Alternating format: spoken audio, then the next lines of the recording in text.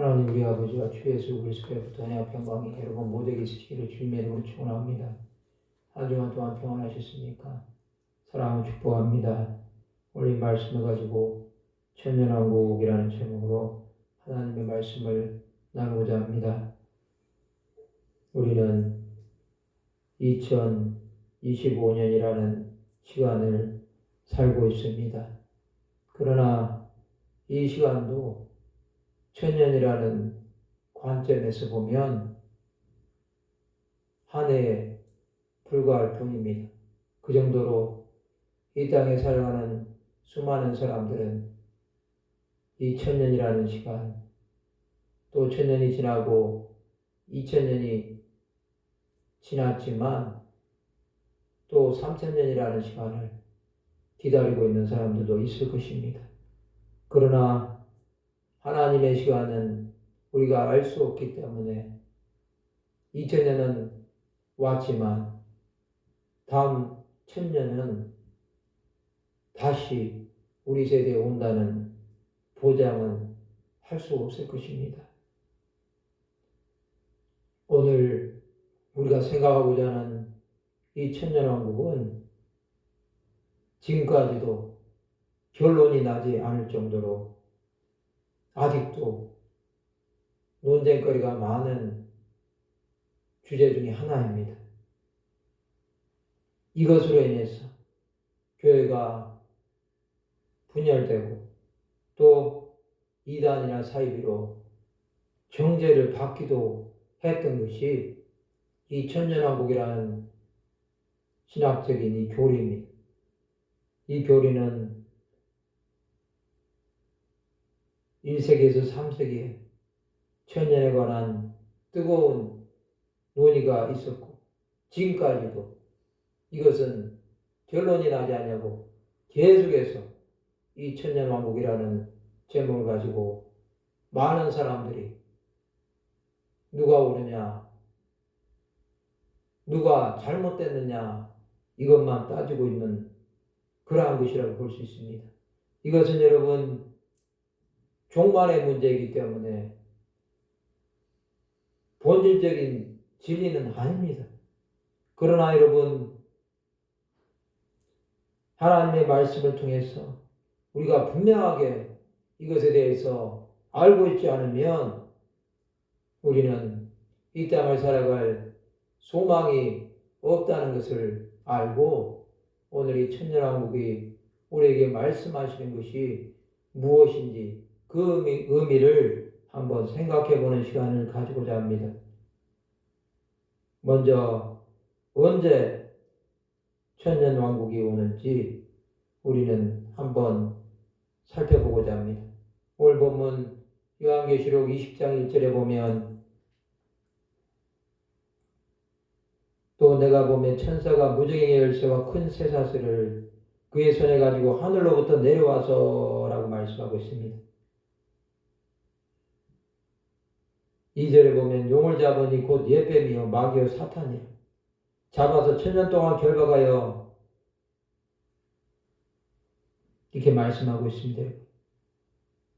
또 3절에 보면 무저갱에 던져 넣어 잠그고 그의 임봉하여 천년이 차도록 다시는 만국을 미혹하지 못하게 하였는데 그 후에는 반드시 잠깐 노일이라 말씀하고 있습니다.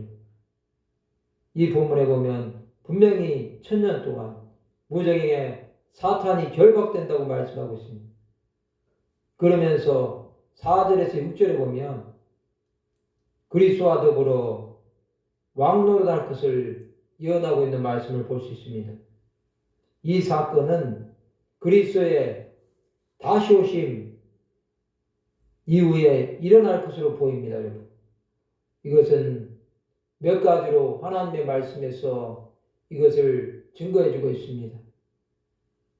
첫 번째로 요한은 또 내가 보매라는 말씀으로 항상 이것이 순서대로 일어나는 사건이라고 말씀하고 있습니다. 그것이 1절에 나와 있습니다. 또한 계시록은 전반적으로 하나님의 종말 계획을 차례대로 기록하고 있는 것을 볼 수가 있습니다. 또한 미래의 승리와 심판의 예고를 빼고는 순서대로 그 모든 것들이 기록되어 있습니다. 세 번째로 오늘 이 말씀의 상황은 과거에 이미 일어났거나 현재 일어나고 있다고 보기는 힘듭니다. 천년왕국을 많은 학자들은 이렇게 말합니다. 세 가지로 말합니다. 후천년설, 무천년설, 전천년설을 말합니다. 이 후천년설을 말하는 사람들은 이 땅에 유토피아 같은 그리스의 왕국이 세워진다고 말하고 있습니다. 그에 예수께서 다시 오신다고 말하고 있습니다. 여러분, 교회는 세상을 천년 왕국처럼 만들어야 될 사명이 있습니다.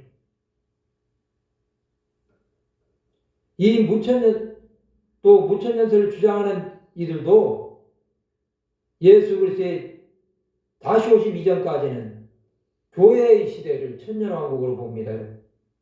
나온 같은 세상이 실제로 이 땅에 펼쳐지지는 않지만 그리스도께서 믿는 자들 안에서 영적으로 통치하시고 계시기 때문이라고 말씀하고 있습니다. 둘 다 여러분 천년을 문자적으로 해석하지는 않습니다. 예수님의 다시 오심을 각자 정의하면서 천년의 기간 이후로 두는 것입니다. 그러나 여러분 이 두 가지의 치명적인 문제점은 이 기간 동안 하나님께서 사탄을 무정하게 결박하여 다시는 만국을 미혹하지 못하게 하신다는 하나님의 말씀, 오늘 우리가 읽었던 이 말씀의 주장에 반대하는 것이 되어버립니다. 만일 예수 그리스도의 다시 오심 전까지가 실질적인 혹은 영적인 천년왕국에 그것이 해당 사항이라고 한다면 우리는 현재 마귀가 결박된 세상에 살고 있는데 이것이 여러분 그런 세상에 우리가 살고 있다고 믿어야 되는 것입니다. 그것이 믿어집니까 여러분요? 베드로는 그렇게 믿지 않았습니다. 그래서 성도들에게 마귀가 두루 다니며 삼킬 자를 찾는다고 하지 않았습니까? 예수 그리스도의 오심이 가까이 올수록 세상은 유토피아가 아닙니다, 여러분. 세상은 점점 더 타락이 갈 것 아닙니까요? 주의 임하심의 끝과 세상 끝에 무슨 징조가 있겠느냐는 제자들의 질문에 예수께서 무엇이라고 말씀하셨습니까? 거짓 그리스도와 선지자들의 미혹, 전쟁, 기근, 지진, 박해, 불법이 행하고 해와 달과 별들의 징조가 있고 창세로부터 지금까지 없었던 큰 환란의 날이 온다고 말하고 있습니다. 이것이 정확히 계시록에 기록된 순서대로 말씀하신 것입니다. 그래서 여러분 천년왕국은 현재 우리가 살고 있는 세상이 아닙니다. 여러분 미래에 우리가 살아가게 될 그러한 곳이라고 보면 됩니다. 주님이 오시기 전에 우리가 만들어야 할 세상이 아니라 주가 오셔서 만드실 그러한 것입니다. 우리는 여러분 예수께서 오시는 그 나라를 소망합니다. 그 나라의 마음을 간구해야 하는 것입니다. 그러면 여러분 어디에서 이것이 임합니까? 이것은 여러분 이 땅에서 임합니다.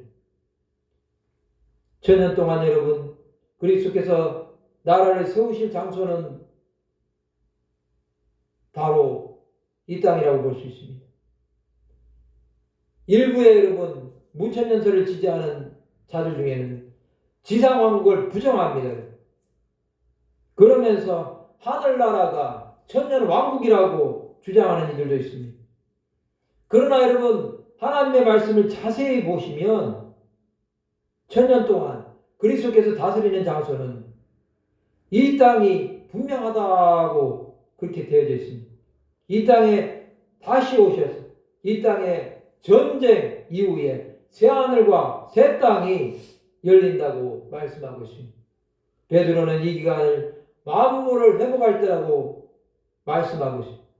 하나님은 선지자들을 통하여 그때까지 하늘이 마땅히 그리스도를 받아들이라고 예언하셨다고 사도행전 3장 21절에서 말씀하고 있습니다. 특별히 선지자 이사야는 천년왕국 때 회복될 만물을 노래했습니다. 그것은 암소와 곰이 함께 먹고 사자가 소처럼 풀을 먹을 것이고 젖 먹는 아이가 독사의 구멍에서 장사하며 해됨도 없고 상함도 없고 여호와라는 지식이 세상에 충만할 것이라고 이사야 11장 7절에서 9절에서 말씀하고 있습니다. 또한 곡식이 풍성하고 기름지게 하실 것이라고 말씀하고 있고 가축이 광활한 목장에서 먹을 것이다 하고 이사야 30장 23절에서 말씀하고 있습니다. 또한 뜨거운 사막이 변하여 못이 될 것이며 메마른 땅이 변하여 원천이 될 것이라고 이사야 35장 7절에서 말씀하고 있습니다. 또한 나라와 나라의 전쟁이 그치고 칼을 쳐서 보석을 만들고 창을 쳐서 낫을 만들 것이다 하고 이사야 2장 4절에서 말씀하고 있습니다. 또 100세 죽는 자를 젊은이라 하겠고 날수가 많지 못하여 죽는 어린이와 수완이 차지 못한 노인이 다시는 없을 것이다 하고 이사야 65장 20절에서도 말씀하고 있습니다. 천년 동안 여러분 우리는 사탄으로 인해서 전적으로 타락한 이 세상의 회복을 보게 된다는 것입니다. 하나님께서 천지 창조하신 이 땅에 아름답고 풍요로운 그러한 상태로 회복을 하시겠다는 것입니다. 이것은 여러분 누가 합니까? 그리스도와 성도들이 한다고 말씀하고 있습니다. 이 천년왕국의 사람들은 누구입니까? 사도 바울은 로마서 11장에서 말씀합니다. 이방인의 충만한 수가 들어오기까지 이스라엘이 들어는 우둔하게 된 것이 감추어졌던 신비라고 로마서 11장 25절에서 말씀하고 있습니다.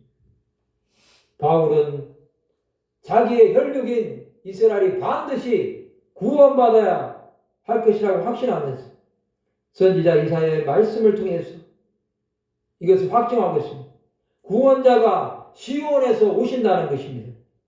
야곱에게서 경건하지 않은 것을 돌이키시겠다는 것입니다. 또 내가 그들의 죄를 없이 할 때 그들에게 이루어질 내 언약이 이것이라 말씀하고 있습니다. 여러분 이것은 이사야, 에레미야, 예스겔 등 구약의 선지자들은 이스라엘의 민족의 회복과 구원에 관해서 무시할 수 없을 만큼 분명하게 예언했습니다.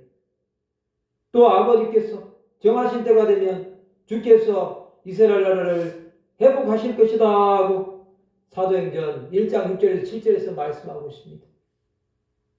여러분 또 계시록 7장에 보면 14만 4천 명이 나옵니다. 여러분. 이것은 여러분 이스라엘 12지파를 12,000명씩 해서 구원받아야 될 사람들의 대표성을 말씀하고 있지 않습니까? 여러분? 세상이 여러분 저 그리스도에게 굴복하고 하늘에서 심판의 대접이 쏟아집니다. 그럴 때 여러분 그 환난이 미치지 못하여서 광야를 예비하시고 자기 백성을 그릇에서 보전하실 것이다 하고 요한계시록 12장 6절 14절에서 말씀하고 있습니다. 그리스도께서 다시 오실 때 그 반대편에 선 모든 자들이 그리스도의 말씀의 권능 아래 모두가 다 죽임을 당합니다. 그러나 끝까지 그리스도 편에 선 자들은 천년왕국의 백성이 되는 것입니다. 오늘 본문 4절 마지막 절에 나오는 짐승과 그 우상에게 경배하지 아니하고 그들의 이마와 손에 그의 표를 받지 아니한 자들을 말합니다. 4절에 보면 또 내가 보좌들을 보니 거기에 앉은 자들이 있어 심판하는 권세를 받았더라. 또 내가 보니 예수를 증언함과 하나님의 말씀 때문에 목배임을 당한 자들의 영혼들과 또 짐승과 그의 우상에게 경배하지 아니하고 그들이 이마와 손에 그의 표를 받지 아니한 자들이 살아서 그리스도와 더불어 천년 동안 왕노릇하니라고 말씀하고 있습니다. 그러면 여러분 누가 천년왕국에 들어가게 되겠습니까? 그리스도와 함께 백마를 타고 다스리려 온 성도들입니다. 오늘 본문 4절에서는 그들을 가리켜 보호자에 앉은 자들이라고 말씀하고 있습니다. 그들은 여러분 심판하는 권세를 받았습니다. 요한계시록 2장 26절에 보면 여러분 만국을 다스리는 권세를 주겠다고 했습니다. 그들 중에는 여러분 순교자들도 있다고 말씀하고 있습니다. 예수 그리스도를 증언함과 하나님의 말씀 때문에 목배임을 당한 영혼들이 있었습니다. 이것은 로마 시대에 흔했던 사형 방식입니다. 여러분 이 방식으로 하나님의 사람들이 많이 죽었습니다. 그러면 어떻게 첫째 부활에 참여합니까? 4절에 보면 천년왕국 시민들은 살아서 그리스도와 더불어 천년 동안 왕노릇한다고 말씀하고 있습니다.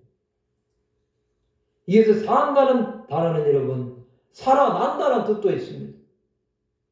이것은 부활을 말씀하고 있는 것입니다. 이것이 여러분 5절에 나오는 첫째 부활입니다. 5절에 보면 그 나머지 죽은 자들은 그 천년이 차기까지 살지 못하더라. 이는 첫째 부활이라 말씀하고 있습니다. 성경은 여러분 첫째 사망과 둘째 사망을 구분합니다. 이 첫째 사망은 육신과 영혼의 분리를 말합니다. 그러나 여러분 둘째 사망은 영혼이 하나님과 단절되는 상태를 말합니다. 그것은 영원한 불못에 들어간다는 것입니다. 하지만 여러분 하나님의 말씀은 둘째 부활을 말씀하신 적이 없습니다. 모든 성도는 한 번의 부활, 그 생명의 부활을 합니다. 그렇다고 한다면 여러분 둘째 부활이 아니라 둘째 사망밖에 없습니다. 교회는 그리스도의 공중 재림 때 무덤에 있었던 자들이 먼저 살아나는 순서로 부활합니다. 그것이 데살로니가전서 4장 16절에 17절에 있습니다. 또 환난을 당한 성도들은 그리스도의 다시 오심과 함께 살아납니다. 그래서 천년왕국에 참여합니다. 이 시기는 달라도 모두 한 번에 부활에 참여하는 복을 누린다는 것입니다. 그리스도 안에서 거룩함을 입은 성도들은 모두 이 첫째 부활에 참여하는 것입니다. 이 사람들은 여러분 둘째 사망의 권세에서 완전히 자유롭게 되는 것입니다. 그리고 교회는 그리스도와 더불어 천년 동안 이 땅에서 왕노릇하게 된다는 것입니다. 그러면 여러분 무엇이 여러분 그리스도와 더불어 왕노릇하게 되는 것입니까? 주 예수께서는 제자들에게 말씀하셨습니다.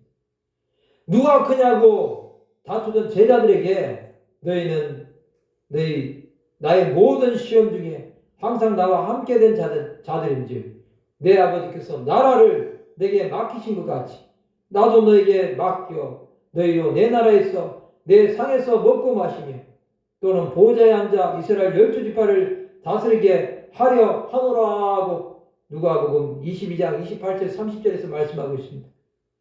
주님은 두아드라 교회에게 이렇게 말씀하셨습니다. 이기는 자와 끝까지 내 일을 지키는 그에게 만국을 다스리는 권세를 주겠다 말씀하셨습니다. 주를 위해서 인내하는 자는 주와 함께 왕노릇합니다. 여러분. 그리스도와 함께 고난에 참여한 성도는 반드시 그리스도와 함께 영광을 받을 것입니다. 또한 그리스도와 함께 상속자가 되어서 하나님 나라를 상속받게 된다고 로마서 8장 17절에서 말씀하고 있습니다. 여러분 이 6절에 보면 이 첫째 부활에 참여하는 자들은 복이 있고 거룩하도다 말씀하고 있습니다. 둘째 사망이 그들을 다스리는 권세가 없고 도리어 그들이 하나님과 그리스도의 제사장이 되어 천년 동안 그리스도와 더불어 왕노릇하리라 말씀하고 있습니다. 그렇습니다, 여러분. 이 6절은 천년왕국에서 성도들이 하나님과 그리스도의 대리인이 되어서 통치하는 것을 말합니다. 그들이 하나님과 그리스도의 제사장이 된다고 말씀하고 있습니다. 이 표현은 여러분 에덴 동산에 아담과 하와를 생각나게 하지 않습니까, 여러분? 천지를 창조하신 통치자는 하나님이십니다. 그렇지만 하나님은 땅을 정복하고 다스리는 자로서 사람을 만들어 주셨습니다. 마귀의 반역에 이 아담과 하와는 동참해서 죄인이 되어서 에덴 동산 밖으로 쫓겨났습니다. 그렇지만 그리스도께서 만물을 회복하실 때까지 다시 그 나라 백성에게 다스리는 역할이 주어진다는 것입니다. 성도들은 하나님만 섬기는 제사장으로 정복하고 다스리는 일을 계속해서 하면서 하나님께 예배드리는 자의 삶을 살게 된다는 것입니다. 천년 동안 그리스도와 더불어서 이렇게 된다는 것입니다. 그러면 왜 하나님은 그리스도의 지상왕국 천년의 통치기간을 계획하고 계시는 것입니까? 그리스도의 다시 오심과 함께 지금의 땅과 하늘을 불살라 버리시겠다고 말씀하시고 있습니다. 그것은 여러분 바로 새 하늘과 새 땅을 창조해서 성도들은 영생을 온전히 누리게 하시기 위해서 그렇게 하시는 것입니다. 여러분, 원수들은 여러분 영원한 형벌에 처하게 만들어 주십니다. 그렇게 하면 얼마나 좋겠습니까? 그러나 그렇게 하지 않는 몇 가지 이유가 있습니다. 그것은 하나님의 영광을 더 아름답게 빛나게 하기 위해서입니다. 하나님은 신실하시기 때문에 옛 언약의 백성들이 이스라엘을 버리지 않으십니다. 여러분. 그것을 확증해 주고 있습니다. 아브라함과 다윗에게 약속하신 그 언약의 신실한 사랑으로 선지자들을 통해서 수없이 예언하신 그 뜻대로 하나님은 자기 백성 이스라엘을 반드시 회복시켜 주신다는 것입니다. 영원한 다윗의 왕권을 가지고 이스라엘 백성과 함께 만국을 다스리시겠다고 말씀하고 있습니다. 바울은 유대인의 넘어짐과 실패가 세상의 풍성함이 되었다고 말씀하고 있습니다. 또한 그들의 풍성함은 어떻게 했느냐고 말하고 있습니다. 우리는 이스라엘의 신실하신 하나님이 그들을 충만하게 하실 때 더욱 충만하신 하나님의 영광을 보게 된다는 것입니다. 또한 창조자 하나님의 선하심을 말씀하고 있습니다. 우리는 이 타락한 이 세상을 바라보면서도 하나님의 신성과 능력을 찬양하고 있습니다. 우리가 보고 있는 이 모든 만물들을 바라보면서 동시에 우리는 피조물의 탄식 소리를 들어야 됩니다. 하나님은 보시기에 좋았더라 말씀하셨습니다. 그러나 여러분, 이것은 거의 전설로 취급되어 버렸습니다. 하지만 이 천년왕국을 통해서 회복된 피조세계는 마귀가 망칠 수 없도록 하시겠다는 것입니다. 여러분. 보호하여 주시겠다는 것입니다. 그때 우리는 하나님의 영원한 능력을 보게 될 것이고 이를 통해서 감사하면서 찬양하게 된다는 것입니다. 또한 공의로우신 하나님께서 이 재책을 마귀와 세상에 떠넘기시겠다는 것입니다. 마귀가 미혹하지 않으면, 세상이 약해지지 않으면 충분히 선한 삶을 살 수 있다고 말합니다. 그렇지만 하나님의 심판은 여러분 강력해서 그것을 여러분 다 깨뜨려 버리신다는 것입니다. 하나님을 따르지 않는 악인들. 그래서 여러분, 천년 후에 마귀가 잠시 놓일 때 미혹을 받아서 반역하게 되는 일들이 나온다는 것입니다. 그들이 땅의 사방에서 바다의 모래같이 나올 것입니다, 여러분. 우리는 이를 통해서 얼마나 우리가 부패하고 타락한 존재인지, 하나님의 심판이 얼마나 공평하고 의로운지를 분명히 보게 되는 것입니다. 또 상주신 하나님을 바라보게 될 것입니다. 히브리서 기자는 이렇게 말씀하고 있습니다. 하나님께 나아가는 자는 반드시 그가 계신 것과 그가 자기를 찾는 자들에게 상 주시는 이심을 믿어야 한다고 말씀하고 있습니다. 천년왕국은 여러분, 성도들에게 주시는 하나님의 상입니다.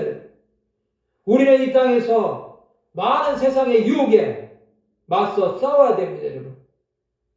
또한 제자들처럼 더 크게 싸우고 부자들처럼 많이 가지려고 싸울 것입니다.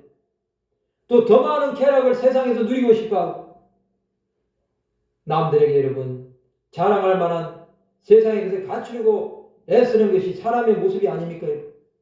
그러나 여러분, 우리 주님은 모든 것을 다 내려놓으라고 말씀하셨습니다. 그분을 따르는 삶을 살라고 하고 있습니다, 여러분. 우리는 여러분, 이 천년왕국을 바라보면서 주님께서 통치하실 그 나라 가운데서 천년 동안 그리스도와 더불어 왕노릇 한다는 이 사실 앞에서 정말로 하나님 앞에 감사해야 되지 않겠습니까? 그렇다고 한다면 여러분, 우리는 어떻게 살아야 되겠습니까? 여러분, 하나님께서 이 모든 것들을 다 우리에게 상금으로 주신다고 한다면 우리는 여러분, 이 첫째 부활에 참여하기 위해서 우리의 삶을 온전히 그리스도께 헌신해야 되지 않겠습니까?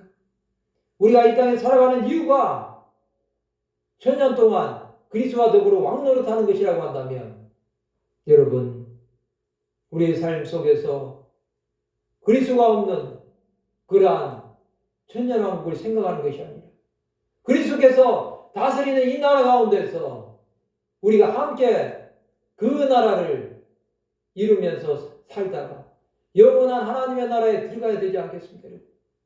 여러분, 이 천년왕국은 이 땅에 임하는 나라기는 하지만 우리는 이 나라는 세상의 나라가 아닙니다.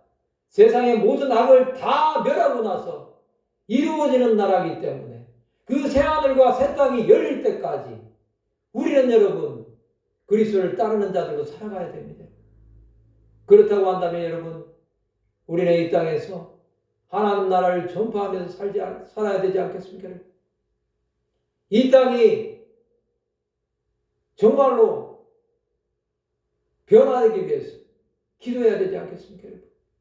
죽어가는 수많은 사람들이 있는데 여러분, 우리는 여러분 하나님의 나라에 이를 때까지 이 세상에서 여러분 죽어가는 영혼들을 바라보면서 그들을 외면하는 자들이 되지 말아야 되겠습니다.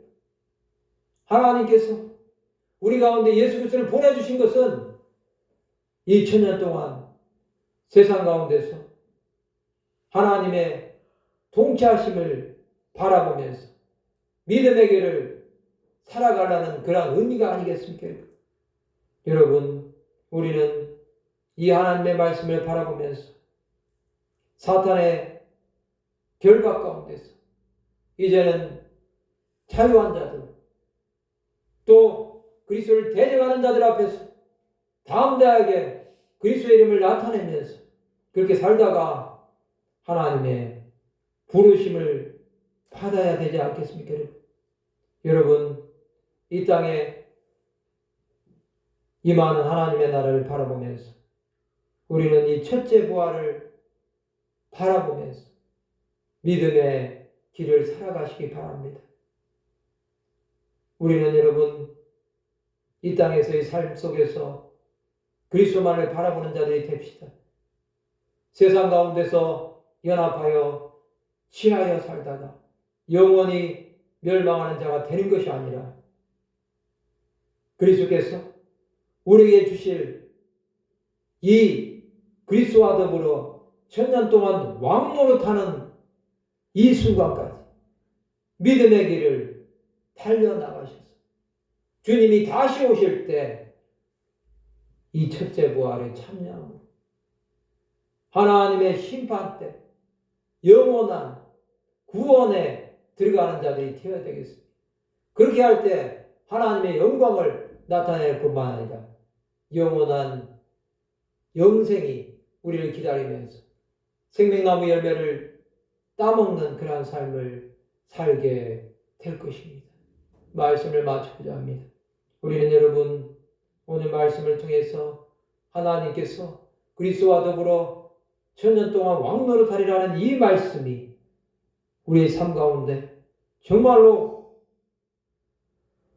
잘 박힌 못 같은 말씀이 되어서 그리스도를 통해서 이 땅 가운데서 정말로 첫째 부활에 참여하는 그 순간까지 조금도 포기하지 않아요. 끝까지 믿음의 길을 달려가 영원한 상급에 이르는 하나님의 사람들이 다 되시길 주님의 이름으로 축원합니다. 기도하시겠습니다. 하나님 아버지 은혜를